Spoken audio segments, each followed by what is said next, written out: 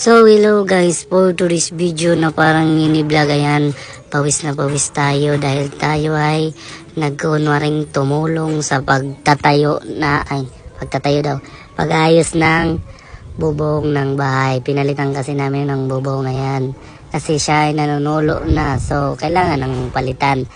Tapos flex ko na din yung kwarto namin ni Amor, ayan, diyan kami nagbubumbaya, syempre, charot, ayan.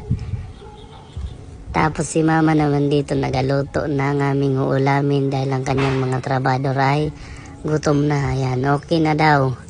Okay na to. Kaya para siyang si Mami Grace. Ginampanan niya yung pagiging Mami Grace niya. For today's video. So ayan, yung ulam namin ay, anong tawag dyan? Sa amin kasi masag, alimango. Ayan, alimango na may malunggay. Tapos syempre, naghain na siya ng pagkain ng kanyang trabador dahil ang kanyang mga trabador ay gutom na.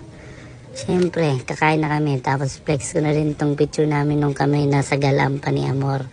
Ayan. So ayan, kakain na kami dahil kami gutom na nga. At tanghaling tapat na. Ayan. Magpapahinga na din ako.